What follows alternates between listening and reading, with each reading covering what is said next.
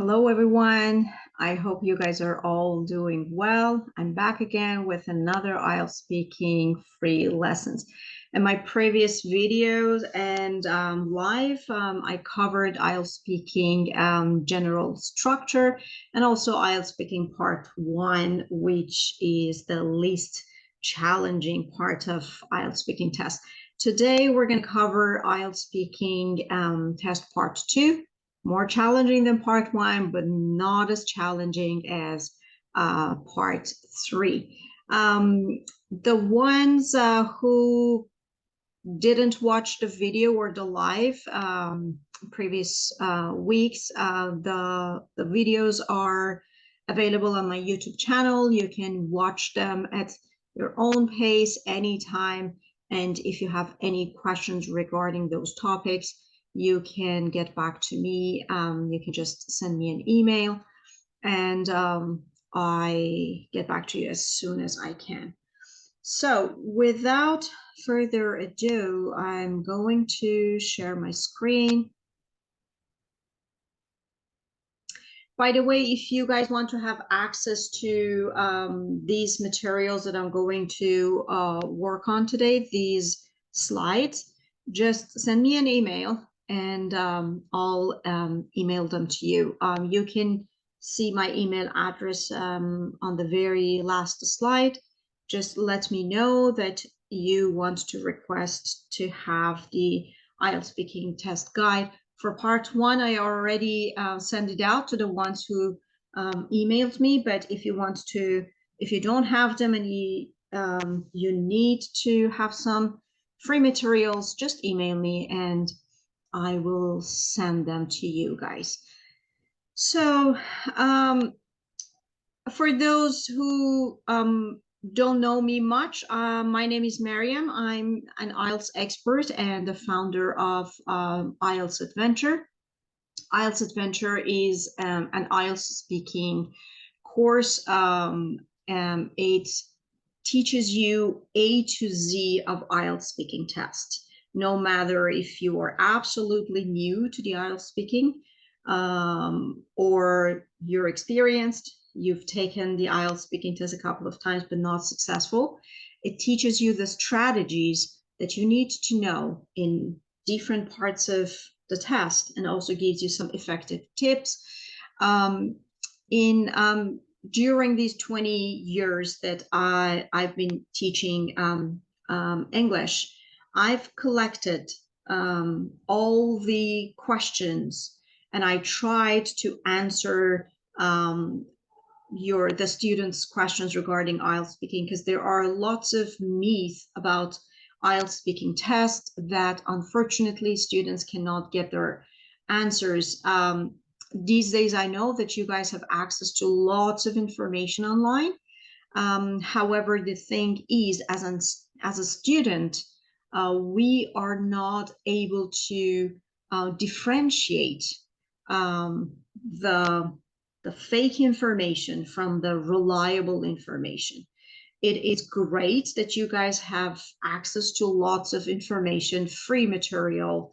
Thanks to technology, you can just scroll up and down and get lots of information. But sometimes lots of information makes us feel overwhelmed. And at the end of the day, we don't know what we just got as valid. Can we trust that information?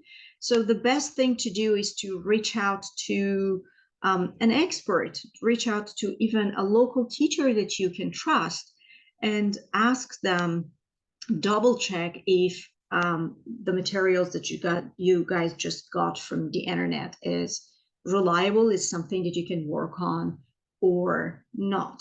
So I did my best, try to answer all the students' questions regarding the IELTS speaking test, give them a clear idea what they can expect from the second that they enter the room and till the very end of that 15-minute interview, what type of interview it is, what examiners usually expect the candidates, what type of language they need to produce in different parts of the test. However, this IELTS Adventure course is a paid course.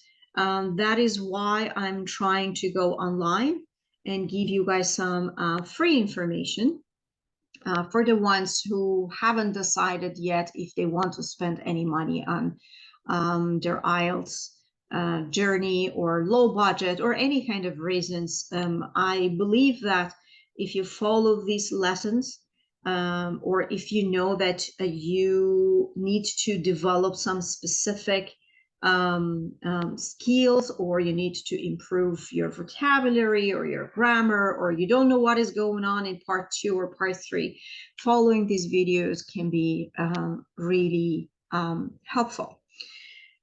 So this is the agenda for today. We're going to take a very general look at the IELTS speaking test structure for the ones who didn't watch the previous videos. And then we're going to jump directly to part 2. I'm going to show you guys what you would expect. And we're going to cover how to start part 2. Let's say the very first sentence that you need to produce in part 2. What would it be? You will learn about paraphrasing and why is it important in part 2. You will get some good effective tips regarding part 2. You will see some question samples. And part 2 in summary and key to success in part 2. And on the very last slide, you will see my contact information. So this table that you guys see here is the very general structure of the test. The test has 3 parts, part 1, part 2, part 3. And many times the students ask me that we heard that the only important part in IELTS speaking test is only part 3. That is not true. You are evaluated based on the language that you produce from part 1, and then part 2, and then part 3. You are not evaluated only in one part, part 3, which is, of course, the most challenging part. The examiner starts evaluating your English knowledge from part 1.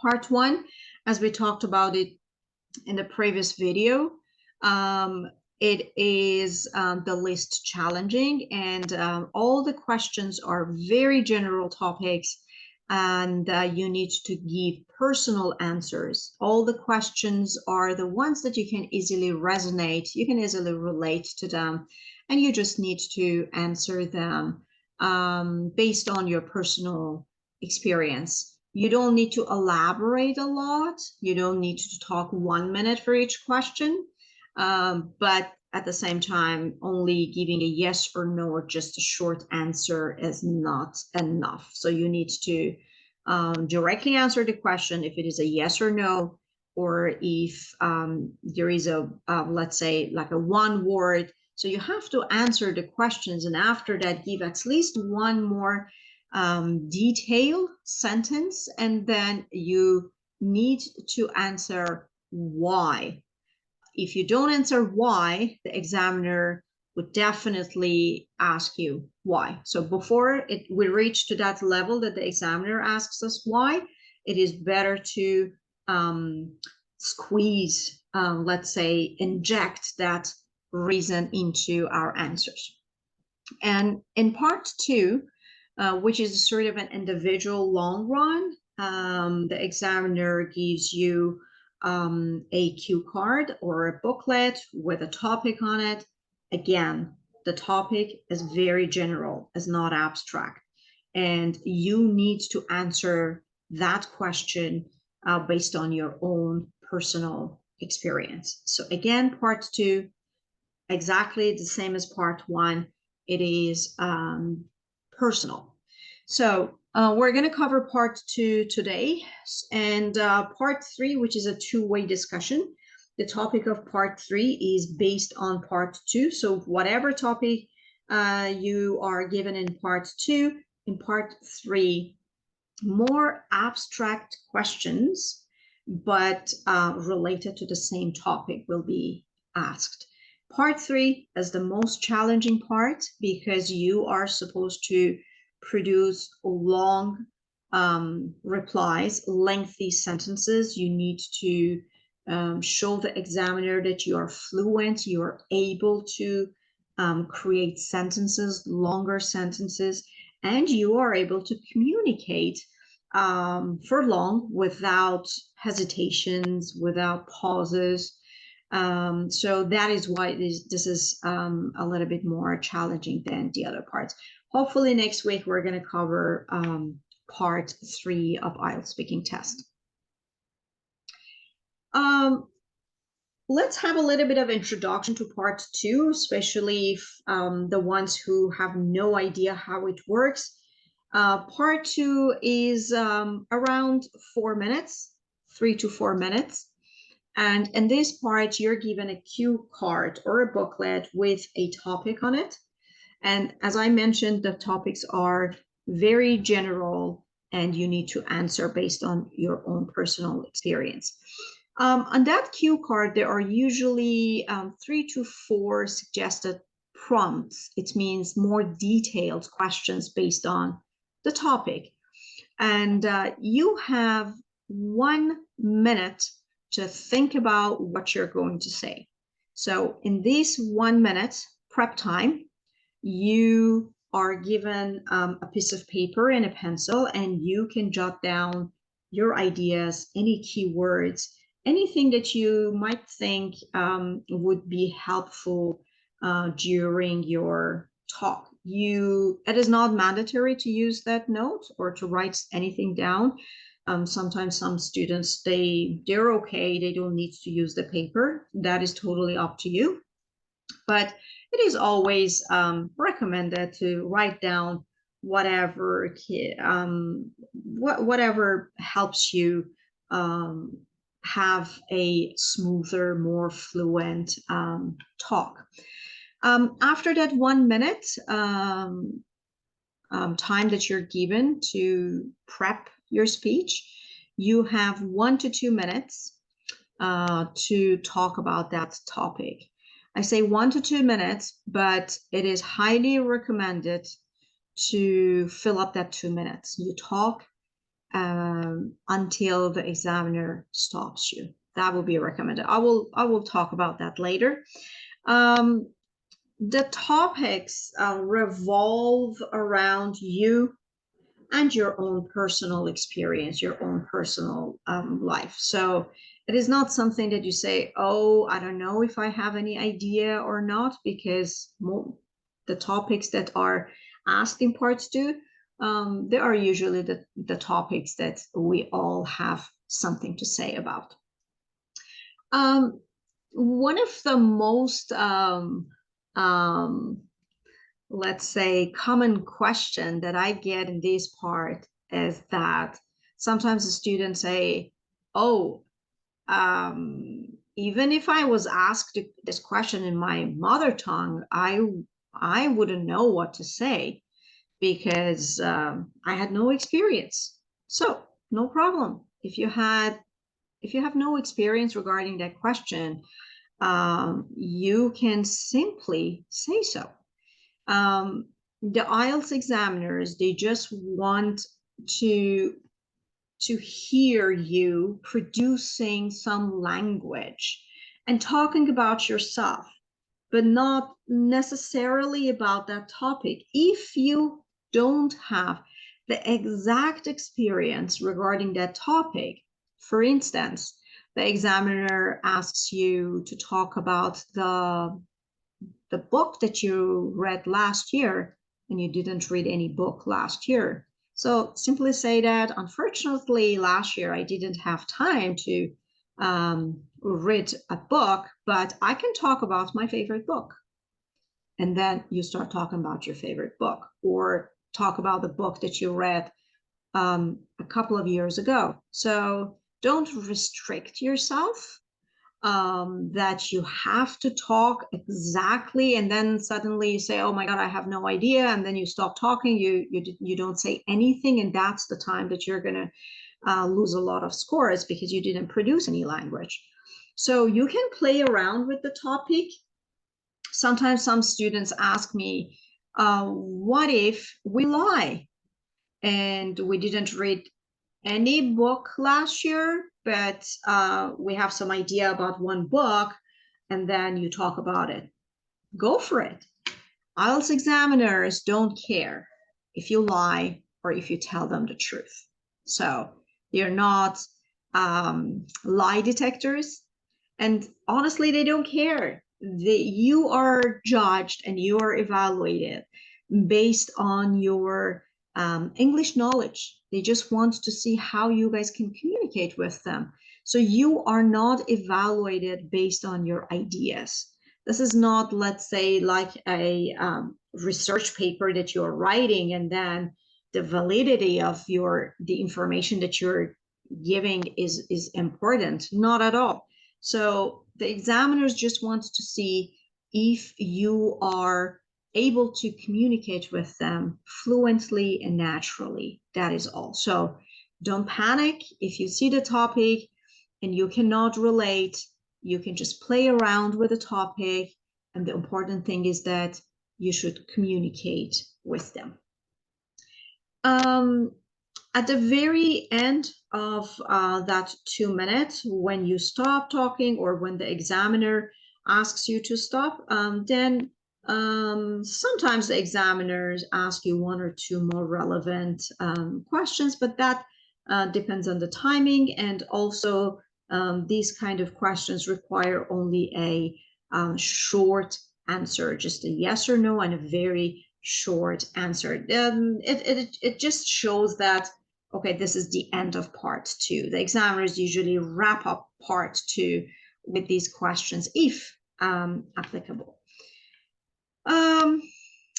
Another point here that usually students have a lot of issues. They're not sure how to start.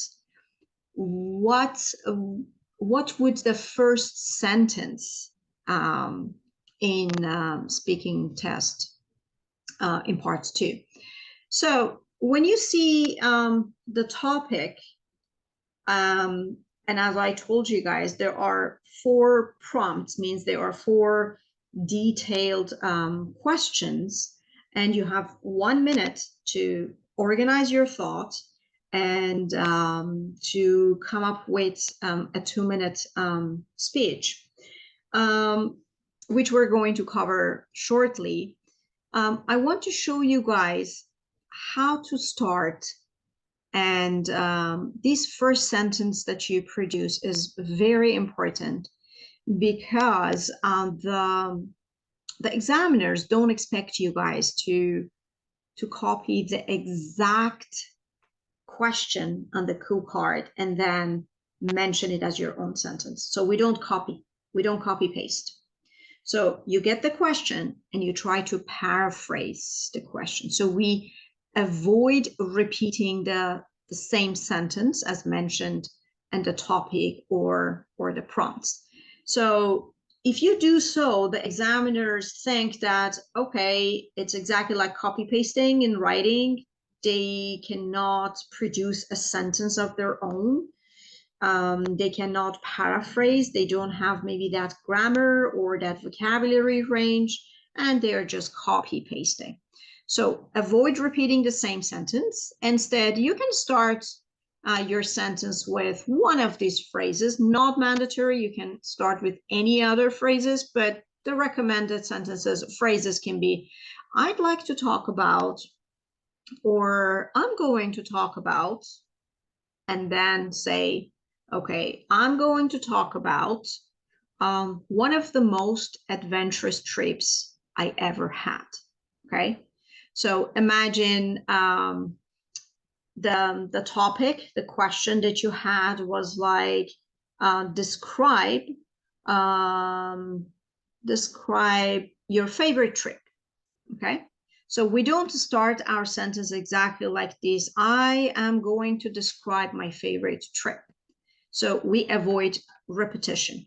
So we start with, I'd like to talk about, instead of say favorite trip, we can say one of the most adventurous. So we try to give more details by adding adjectives. So whatever noun, whatever topic you're supposed to talk about, if it is a book, if it is a gift, if it is a trip, so if it is a person, it is better to add more details by giving adjectives. So what kind of trip? Most adventurous trips. Most disastrous trips. So you can add any kind of adjectives that you like. So I'd like to talk about one of the most adventurous trips I've ever had.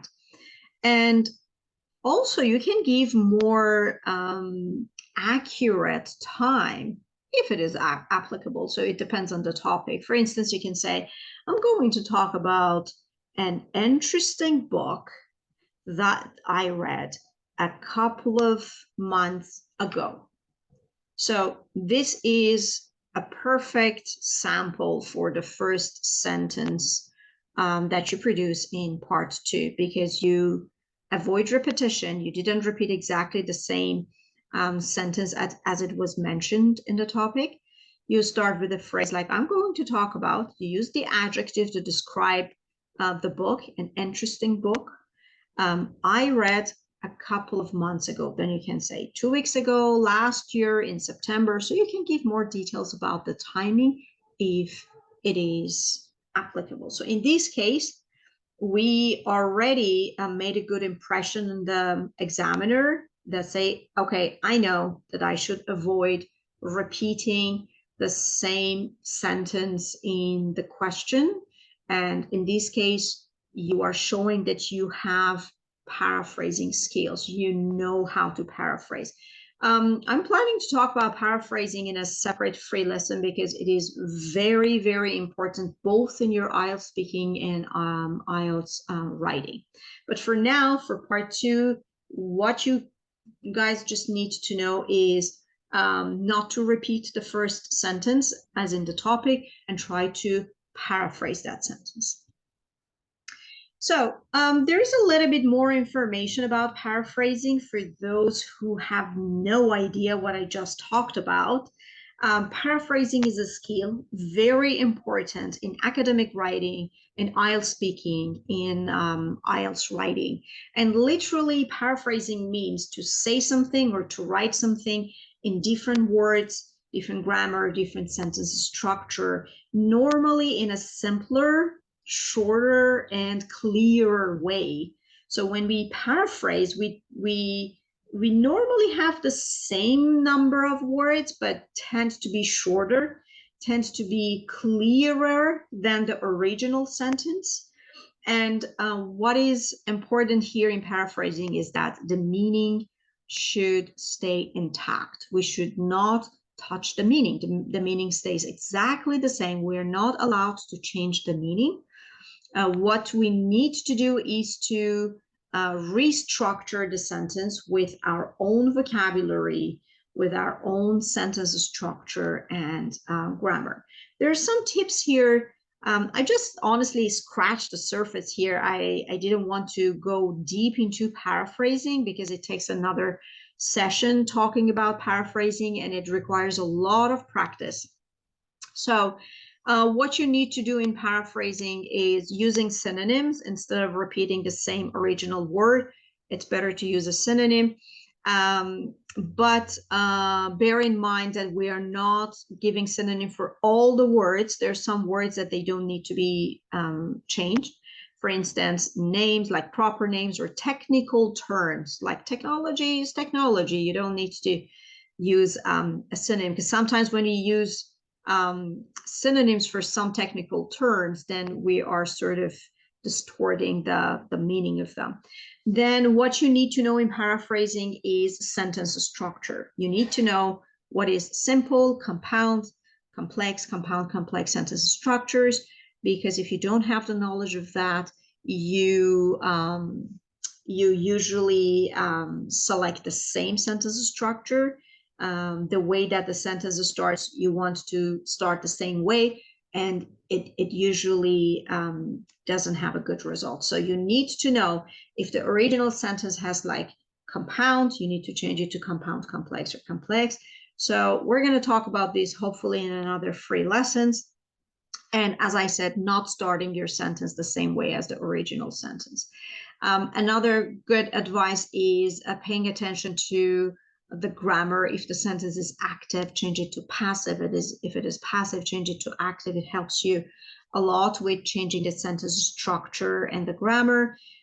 Changing the word forms, the part of speech. If a word is used in a noun form, and if you can use the adjective, that will be great. If you can use the verb form, that will be great. So this is another way that you can change during paraphrasing. And about sentence structure, I already talked about. So let me give you guys some tips about IELTS Speaking Part 2. And I'm going to start with the prompts that we usually have for prompts on the cue card. And another tricky point about prompts is that the students always ask, what if we miss one of these prompts? First of all, these prompts are more detailed questions regarding the topics. They are there as a help. They are there for you guys to get some idea and not dry up in the middle of your speech, because they just want to give you guys some ideas what you need to talk about. So you can use them. You can answer all of them in any order. So it doesn't matter if you first answer the first prompt and then the fourth and then the third and then second. That is totally up to you. There is no negative point or I lose my score if I don't answer those prompts in order, or if you skip any of them, if you miss any of them, again, don't worry about it. So skipping and missing the prompts does not lower your score. As long as you can talk for up to 2 minutes, you're safe. So these prompts are usually very general, detailed questions that might also occur to you as well. So if you think about it, they are there honestly to help students to talk a little bit more, have some ideas. But if you have some more interesting ideas in your head that you would like to talk about, go for it. So just clear this confusion that if I don't answer the prompts in order, it affects my score. No, it doesn't. And also skipping or missing any of the prompts, again, it does not lower your score. If there are 4 prompts and you answer only one of them and you have more idea to talk about, you are absolutely safe. So you don't need to worry about anything. The only thing is that, okay, it would probably be easier in that 1 minute to answer those questions. Maybe we can save some time rather than coming up with more ideas or thinking about other aspects. If you already have, good, go for it. But if not, I guess it would be easier and you can save a lot of time by answering the prompts. Just make sure that if you don't use the prompts and you have some other ideas, those ideas must be relevant to the topic. If they are irrelevant, then the examiner might think that you memorized and you had some pre-planned answer. And in that case, it's gonna affect your score directly, because memorizing and having some pre-planned answers, this is something that the examiners are expert at detecting, and they get it and say, okay, you didn't even get what I'm asking you, and you are giving me what you planned before. You memorized this speech, and it's going to affect your score directly. Just make sure that when you are answering those 4 prompts on the cue card, or if you're talking, just make sure that you allocate some specific time for those 4 prompts. So it helps you not to dry up at 1:30, 1:20ish. And if you, let's say, allocate 30 seconds for each question, but some questions I know it is more difficult to have a 30-second talk for that. So you say, okay, for the first question, it's easier. I don't have much to say. Okay, 20 seconds, and then the second part, maybe 40, and the other one 30. So you should organize and make sure how much time you allocate for each prompt. Otherwise, you're going to dry up by 1 minute 20, 1 minute 10, 1 minute 15, and then watch you when the examiner asks you to talk more, and then you're going to repeat yourself. So once you start repeating yourself, you're not going to get any score because you already mentioned all those points. Okay, so you will get score based on the new information that you're giving. If you just keep repeating whatever you mentioned already, so that affects your score. So it is better, number one, to organize what you are going to talk about. First, I'm going to talk about this, and then that, and then the other points. And it doesn't matter how many prompts you're going to answer. Maybe prompt number 3 is the topic that, wow, you have lots to say. Okay, you want to talk about 1 minute for that? Go for it. It's totally fine. So it doesn't matter. You don't have to give like a sort of a balanced, the same amount of time allocated for each prompt. No. Sometimes you talk only 10 seconds for the first prompt, but then for the second one, you can talk over 1 minute. It's absolutely fine. What I'm saying is that just make sure that you have enough idea to talk for 2 minutes. It would be safer if you keep talking until the examiner stops you. There is no negative point in that. You won't lose any score.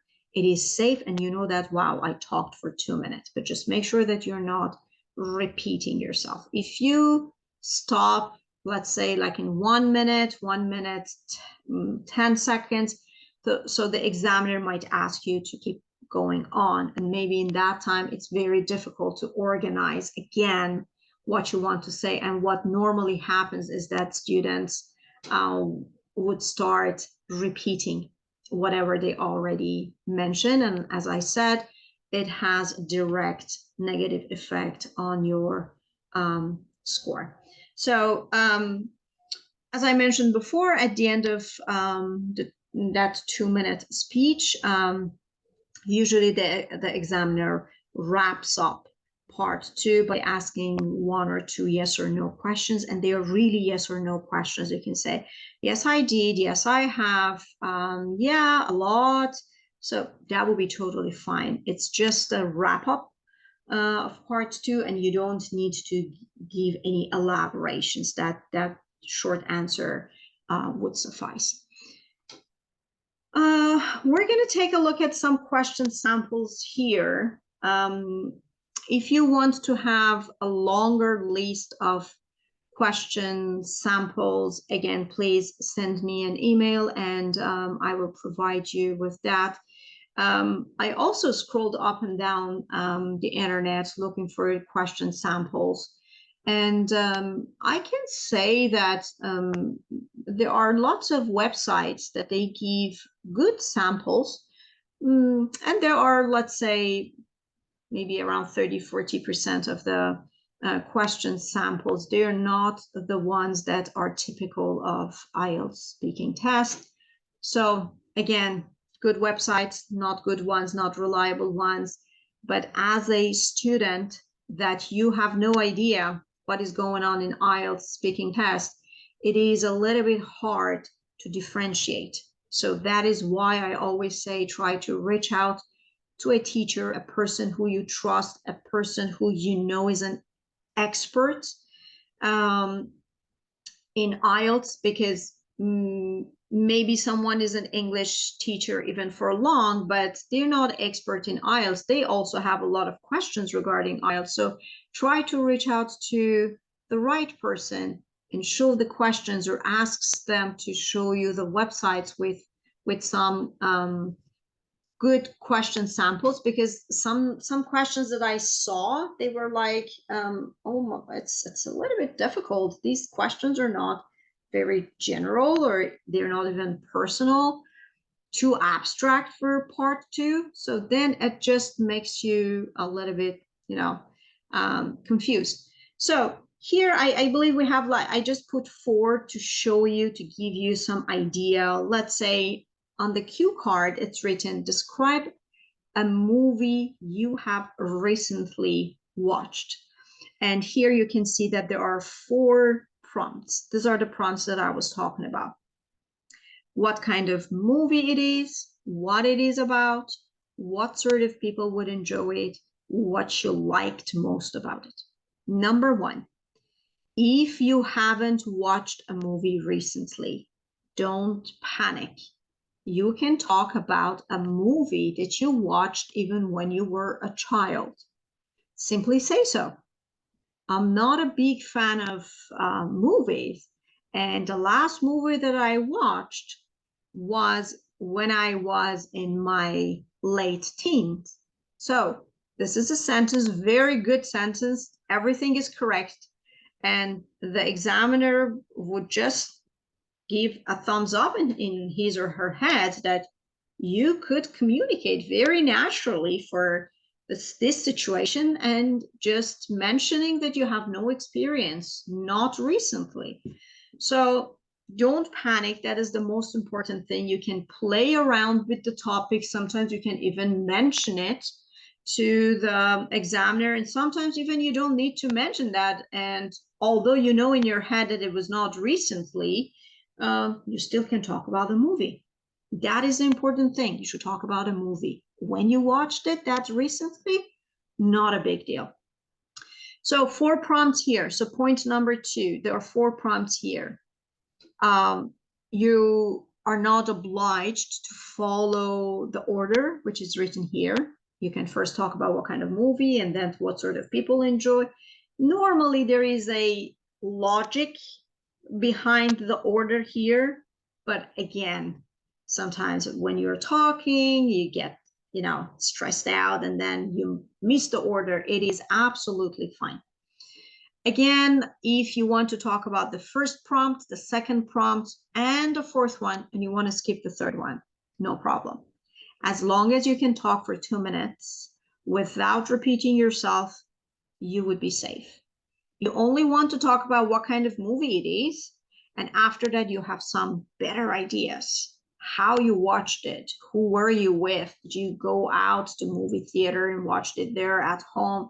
It was a pajama party and then you watched that movie? Totally fine. Go for it. Okay.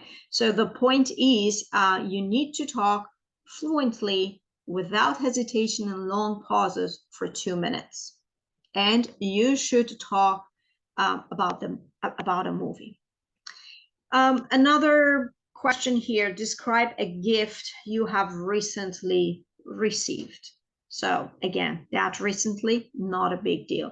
You should talk about the gift, what it was, who gave it to you, what occasion the gift was for, and how you felt when you opened the gift. So you should talk about the gift. You don't want to talk about how you felt, or you can't remember, mention it. I can't remember. I don't know. I was a child, or whatever. Or skip some parts. It is totally fine. Describe a book you have recently read. I even know that some of my students said that they were asked this question, describe a book, and instead of a book, they talked about a movie that they have recently read. Totally fine. So if you want, you can turn a book into a movie, or a movie into a book, as long as you talk for 2 minutes. relevant, it is totally fine. And describe a language that you have learned. So it applies to everybody because let's say if let's say you are in IELTS test and you are an English learner, it's highly possible that it is your second language. So if you don't have a third one, you can also talk about English. So let's wrap up part 2 and see what we learned, what the important points are. So generally speaking, part 2, it is 3 to 4 minutes, depends on how long you talk. You have 1 minute for preparation. This 1 minute is not mandatory. Anytime that you're ready, you can just tell the examiner that I'm ready, and then they will ask you to start. However, it is recommended to use and take advantage of this 1 minute to organize your thought. And then you will have up to 2 minutes to deliver your speech. It's 1 to 2 minutes, but again, it's highly recommended to fill up 2 minutes. A total 3 to 4 minutes. The type of questions are exactly like part 1, very general, that you need to refer to your own personal information, experience, your personal stories to talk about the topics. About responding, the most important thing in part 2 is that you have to have an organization. You have to have an organized, well-structured speech in this part. Otherwise, if you don't organize your thoughts in that 1 minute preparation, then you would end up repeating yourself because you cannot even remember what you said, or you dry up and then you don't know how to fill up these 2 minutes. So in that 1 minute is very important, at least to just give a sort of a structure to your ideas. And as I mentioned, you either should answer the prompts or any other relevant prompts that you have in mind, and try to allocate some time in your head that, okay, I'm going to talk about maybe 10 seconds for this, 40 seconds for that, 50 seconds for that. So you make sure that you wouldn't dry up halfway through your speech and you wouldn't repeat whatever you already said before. About those the notes, the pieces of paper that you would receive, feel free to write whatever you like. You won't be evaluated based on whatever you're writing on the notes. The examiners wouldn't even take a look at what you wrote. That's up to you. If you don't want to write anything, it's totally fine. Even if you want to write something in your own mother tongue, it is fine. So feel free. You wouldn't be evaluated based on whatever you write on the cue cards. However, it is recommended to write some bullet point information. Words or phrases, don't go for long, lengthy sentences, especially the ones that you memorized. It's very easy for the examiners to detect if you are giving them a memorized speech. Okay, that is all about part 2. As you can see, this is all my information here. If you want to have access to these slides, just send me an email to Mariam@IELTSadventure.com, and I will send you the materials for part 1 or part 2. Just please be very clear and say what materials you are requesting. This is the YouTube channel. You can just subscribe for the upcoming lives or any recorded sessions.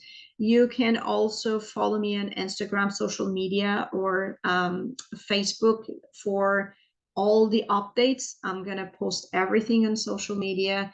And if you want to take a look at the IELTS Adventure course, which focuses only on IELTS speaking tests, you can take a look at my website, IELTSadventure.com.